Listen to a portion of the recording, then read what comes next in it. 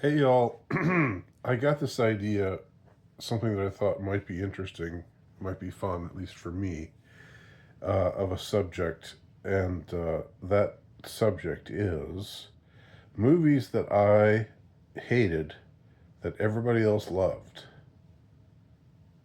Now, when I say, oh, I should describe the criteria here a little bit because I'm being a little hyperbolic when I say everybody else loved these movies. And I'm also sometimes being a little hyperbolic in saying that I hated these movies because I think, although I did hate them, it was more the hatred that I had was more of a reaction to uh, the love that they were getting from elsewhere that I felt they didn't deserve. Um, for some of these movies that I'm going to talk about here, some of them are very niche type of films that haven't been seen by a wide audience, but they are revered and adored by their niche audience, and I don't like them, and that makes me or with a couple of them. There's another reason. Sometimes there's an additional reason why I feel strongly enough to say that I hate these movies.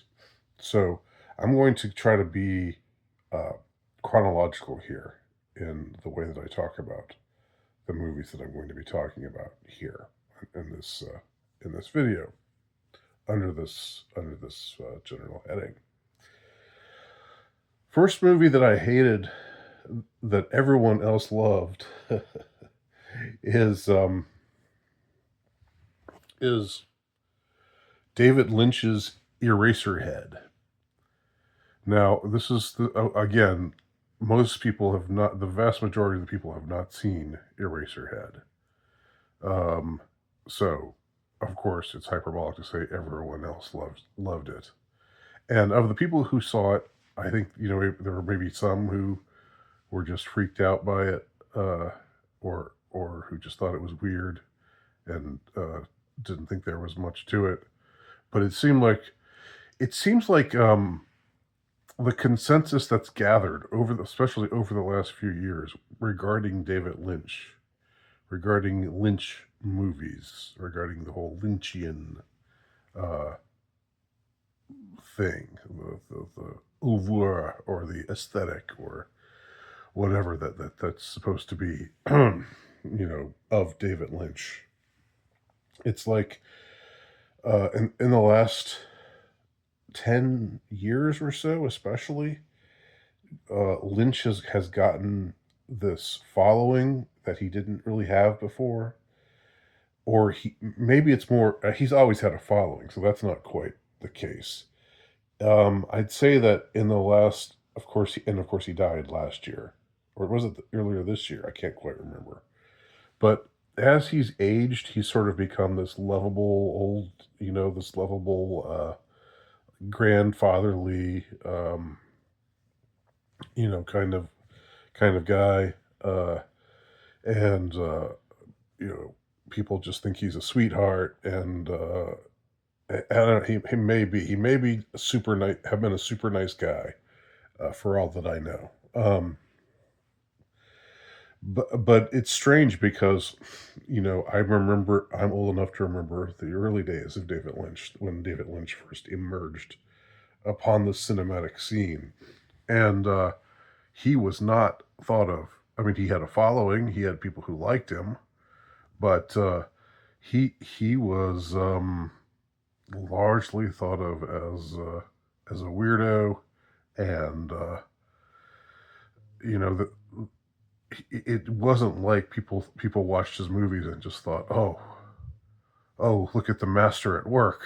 You know, there were some people who felt that way about him, and there were other people who watched his movies and just thought, what in the hell? And is that really necessary? And why did we have to see that? That was absolutely appalling. Those that last thing that he showed us there, and Uh, there was far less of a consensus about Lynch, as it seems like Lynch became like thought of as a great guy, and he particularly got adopted by the dissident right. It seemed like by a lot of people on the dissident right. They gravitated towards him. They thought, oh well, Lynch, David Lynch is different. He's not woke. He's not, and I guess he never did really get into being woke. He never, it seemed like he almost always cast mostly white people in his movies and didn't care about diversity. Didn't have, generally didn't go with LGBT plot lines except in that one movie with the two hot lesbians. Which I can't remember right now. I can't remember the title of it right now, but you know the one that I mean from 2001. Um, so yeah, so people sort of talk. Oh, David Lynch. Yeah, he's a real one. He's and like there's been all of this goodwill towards him in the last few years that I don't remember being there when he first emerged on the scene, and which I never really had for him, um, and continued not really to have for him, into his elder statesman days. I mean, I know there were things to appreciate about him, and I'm not saying, of course, he wasn't a hack. Of course, he had an interesting aesthetic, and he was different, and I give him all proper credit for all of those things. Um, but it seemed to me one of my enduring critiques of Lynch was that really it seemed to me there was uh, more hype than substance. It seemed to me there was just a lot more weirdness, and not just weirdness, but perversity, like uncomfortable scenes. Where he puts you through you having to see stuff, having like and sometimes some of it's very powerful.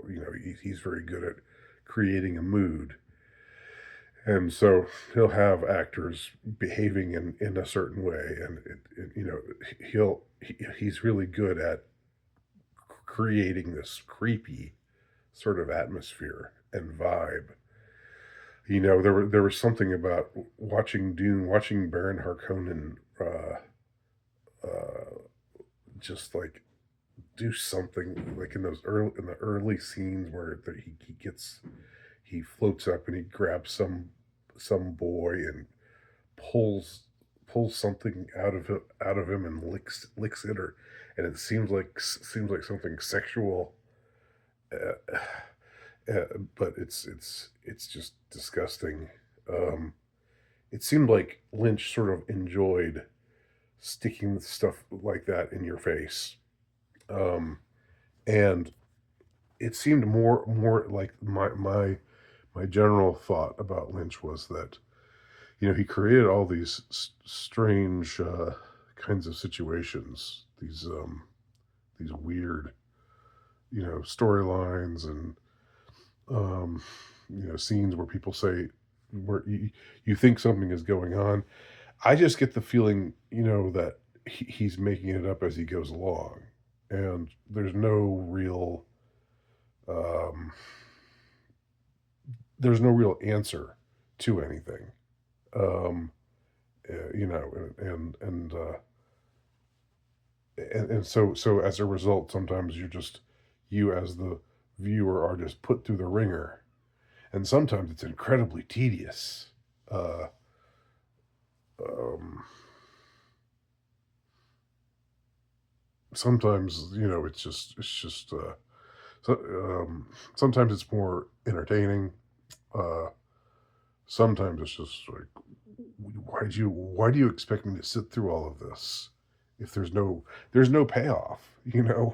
Um, so so he kind of um, rubbed me the wrong way, especially in the early days when he was like a trendy sort of guy.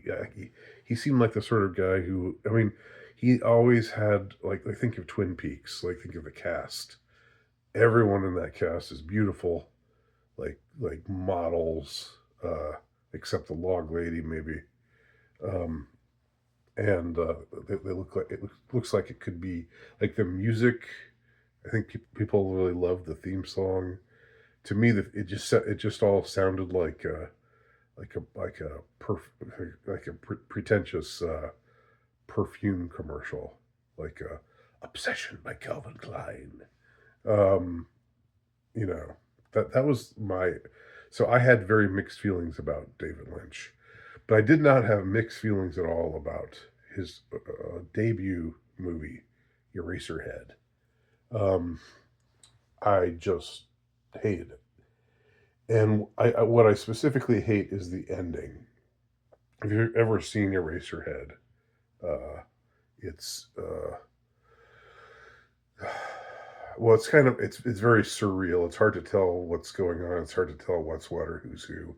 But we know that there's this man who has a deformed baby, like hideously malformed baby that he's taking care of.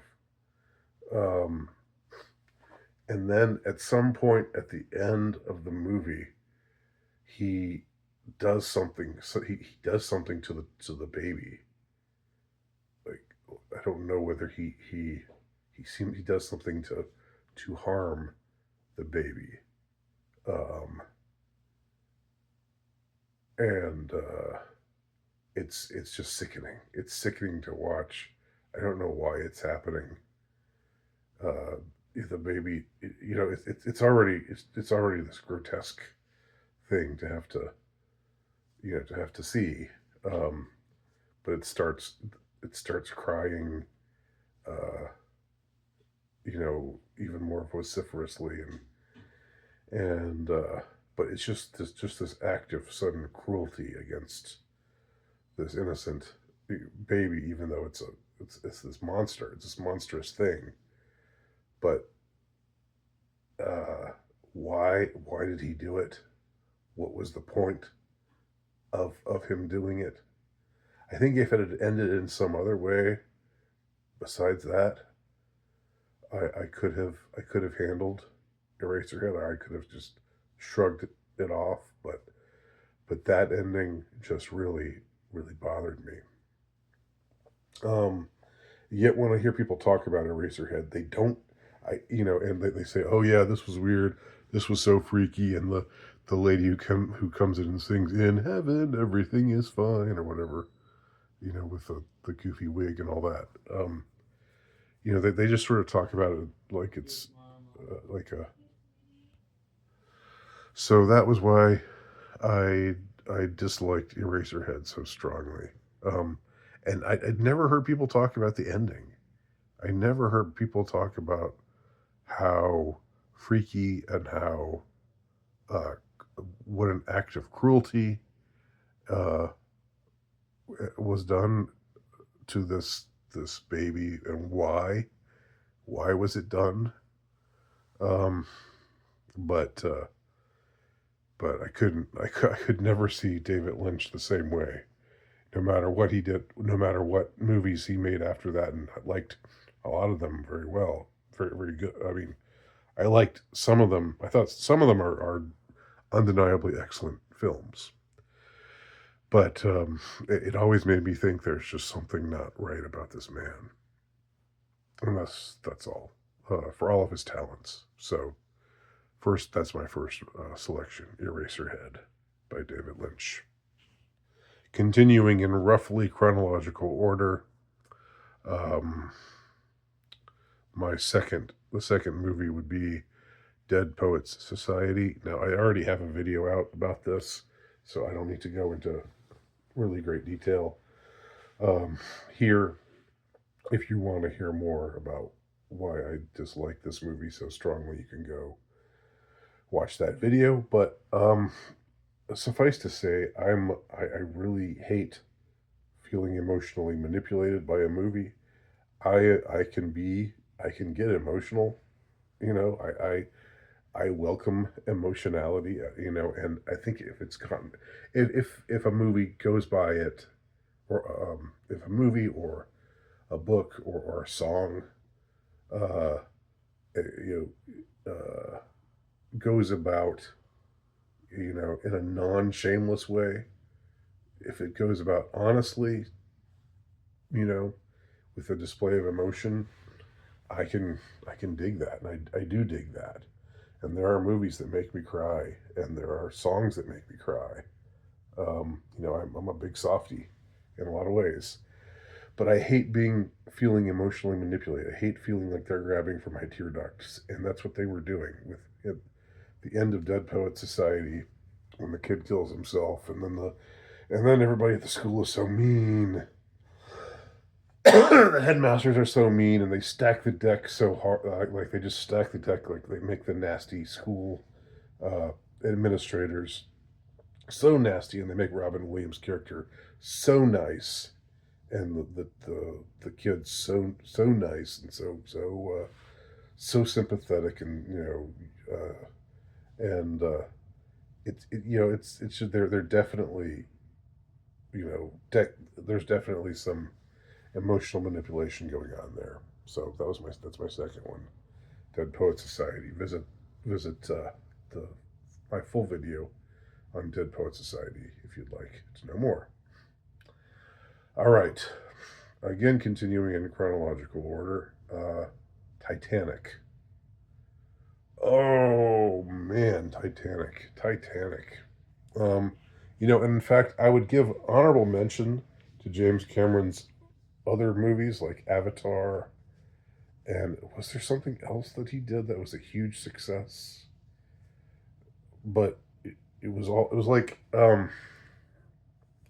I disliked Titanic on so many different levels. I disliked uh, the ideology that it was promoting. You know, that rich white people are bad. You know, this was before multiculturalism really was the thing. So, I mean, I guess by today's standards, it's not really all that um, you know, all that appalling, appallingly woke or anything. You know, because the two leads are both white, which wouldn't be the case if they made Titanic today. They would be a mixed couple, or they'd be a gay couple, or something like that. There was no gay stuff, and there were really, I don't think there were any black people on the ship.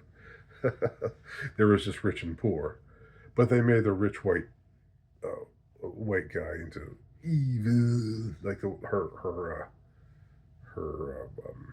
fiance. They made him just a mustache twirling evil man, and they just again, they were pulling at, like, and people ate it up, you know, especially women, especially younger women, maybe all women, just ate it up because they all loved DiCaprio, and you know, he was so cute, and you know, they all like to identify with Kate Winslet's character. I said I think I said in another video that I had I got a grudge. I developed a grudge against Kate Winslet. Um, you know, I just I broke up with her. I'd had a crush on her since I'd seen her in Heavenly Creatures, and a couple other things.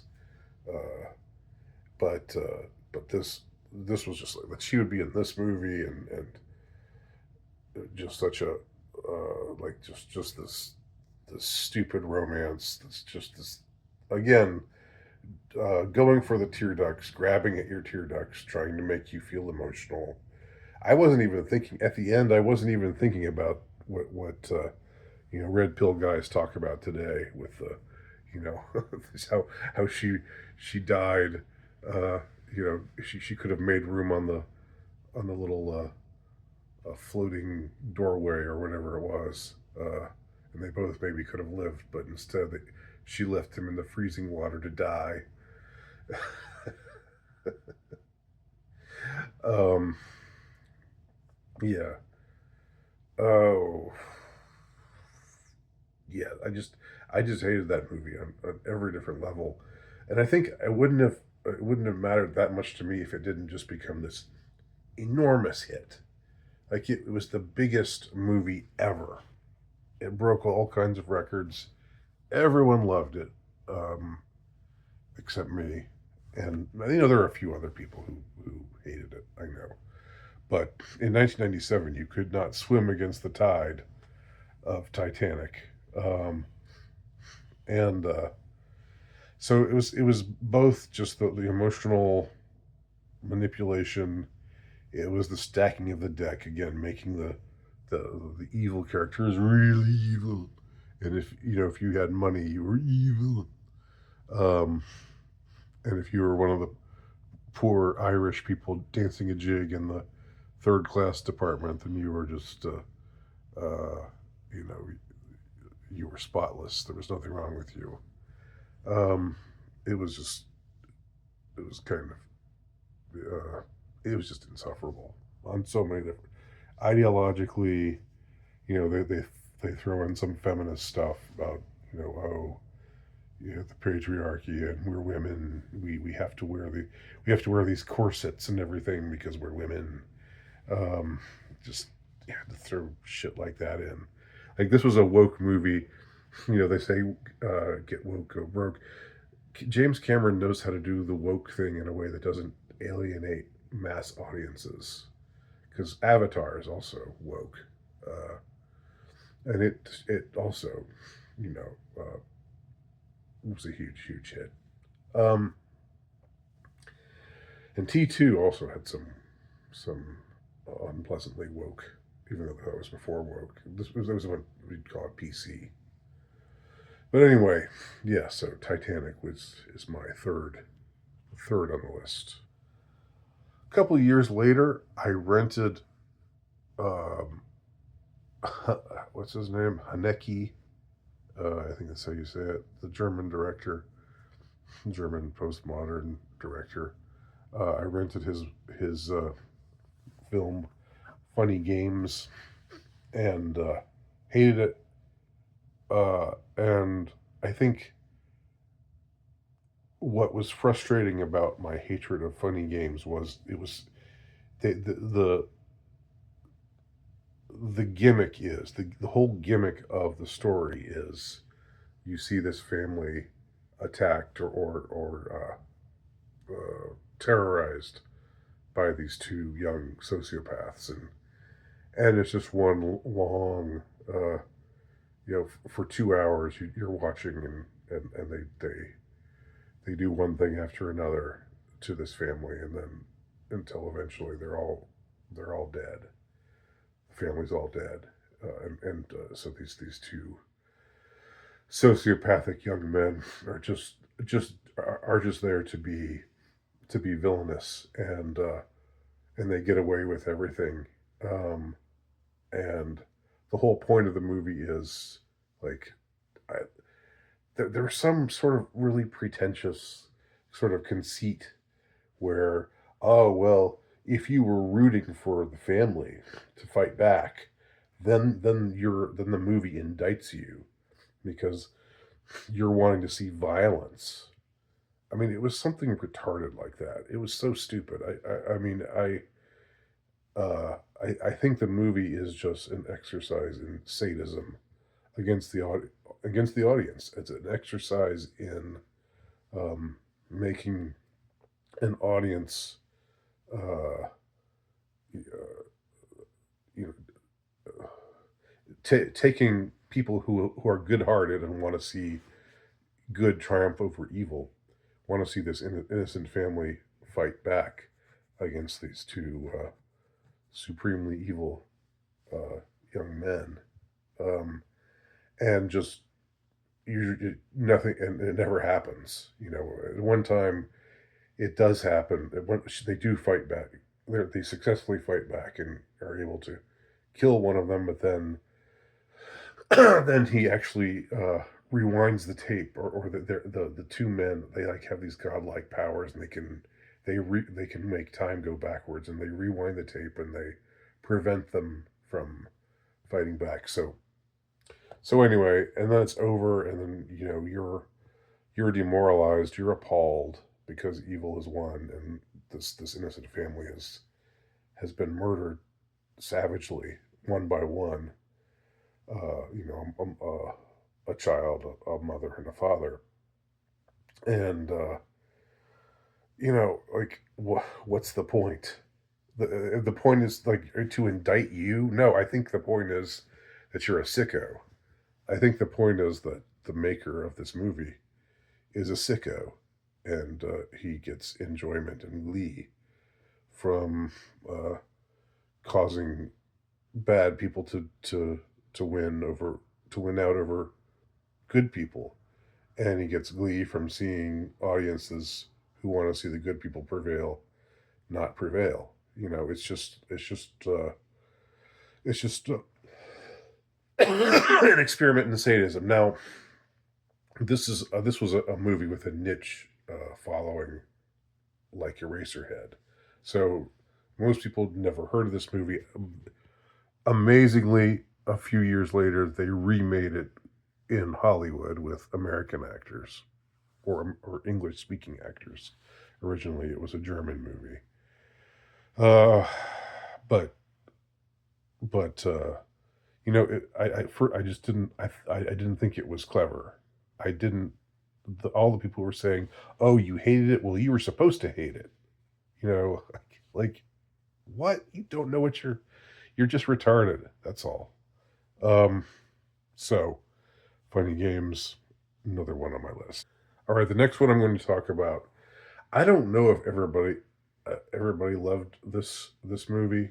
I think it got pretty mixed reviews, and I don't even think it did all that well at the box office. But I'm going to include it, uh, just because the people who did like it liked it a lot, and that they included a lot of people. They included some people that I thought would have known better. The movie I'm talking about now is V for Vendetta. I believe it was made in 2006, and the setting is Great Britain after some right wing revolution, fascist revolution, has taken place, and they've kicked out all of the immigrants, and they've made homosexuality illegal, and so it's an all white fascist country, and that's bad. That's an all white country with uh, uh, uh, no perverted sexuality allowed, and there's like like there's a room where they keep uh a copy of the Quran. There's all of this like sort of the poor immigrants, the poor picked on Muslim immigrants, and this is back in 2006 before things had progressed, before multiculturalism had gotten to the point that it's gotten to now. But of course, the movie is on the side of the people who want to put a stop to this uh, to this regime. Um, so you know the politics are stupid and retarded,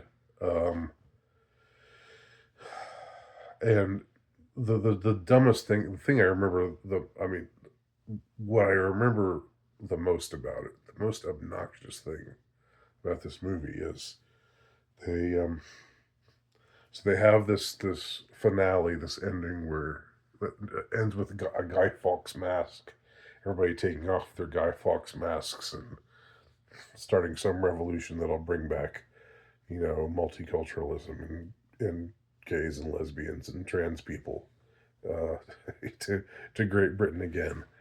Um, and and then during the credits, when the credits roll, they play the song "Street Fighting Man" by the Rolling Stones, and it's time for violent revolution. And while those lines are being sung, it's time for violent revolution. What pops up on the screen, but the Warner Brothers logo. It's like, like, all right, corporations, big corporations. This was sort of an early stage of corporate woke. It wasn't around that much in the aughts, but it was around a little bit, and this was an example of it. So they were trying to connect this, this scrappy revolution, from below, from the ones from the oppressed, and yet it's being bankrolled by Warner Brothers, in prominent letters. It's just like, wow, you guys have absolutely no integrity at all, do you? None.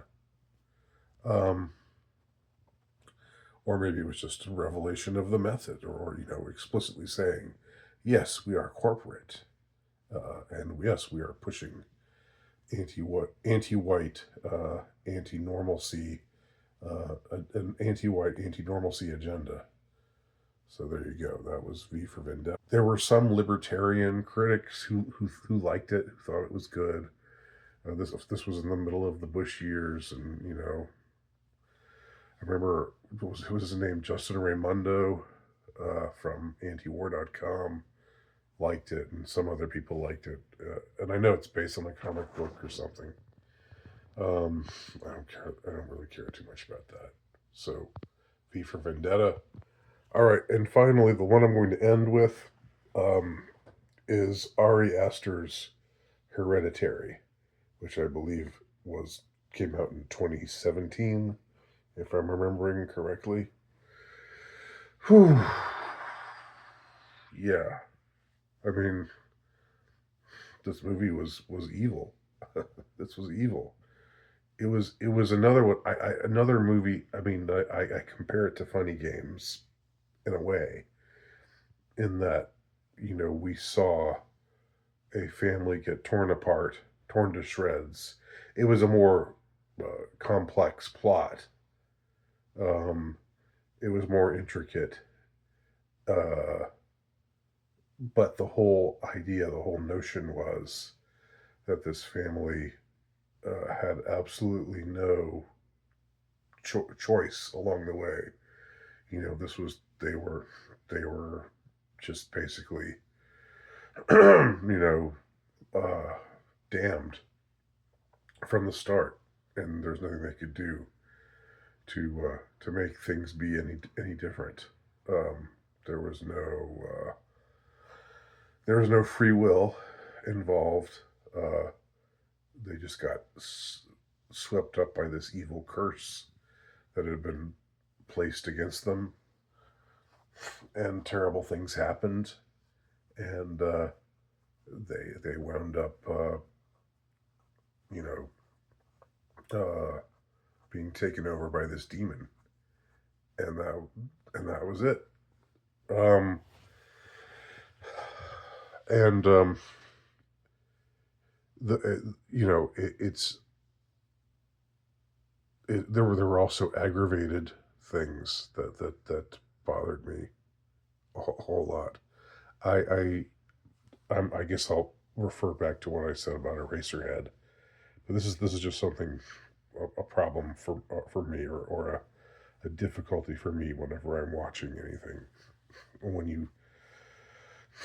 When you harm children, when I see children being harmed, uh, it's really something that's very difficult for me to deal with. I can, I'm pretty, uh, when it comes to violence, I don't really, uh, most of the time I'm not all that sensitive about what I watch.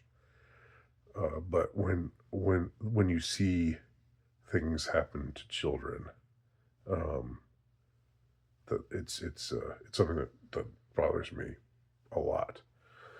And in this movie, you have a little girl who meets a terrible fate, and is a fate because, again, everything is fated.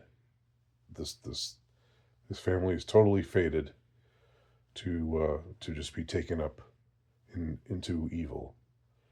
Um, it's an evil movie.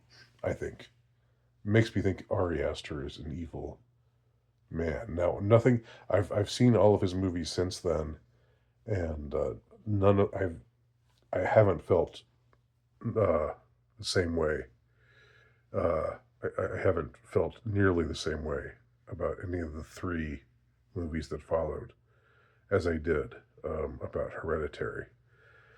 It was obviously made with skill, with craftsmanship, and I think that's what brought me into the theater to see uh, the movies that Midsummer, the one that came after that.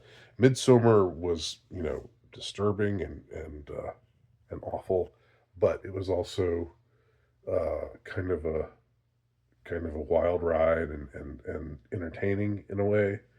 And it's not a movie I would ever want to see again, but I'm glad that I saw it once. Hereditary is a movie that I wish I had never seen, but it's been hugely praised, you know, by people in horror, and maybe what people like about it is how uncompromising it is. Um, and I get that. I understand. Uh,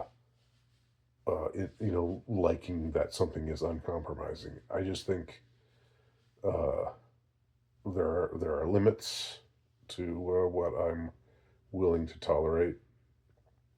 And this is one of them. This is I don't know, just and especially what happens to the little girl and then what happens to the older boy, which in a way is even more terrible. Both of them are kids. Both of them, to one degree or another, are innocent. The boy is, feels guilt over what happened to his sister. Um, and then things just get worse. Yeah, it was just misery watching this movie. And again, there aren't as many annoying people saying that's the whole point. That's the whole point, as there were with Funny Games. But I guess people would say, defending this movie, they would say, well, yeah, that's the whole point. You're not supposed to like it, or you're supposed to. I don't know why would you watch this movie again?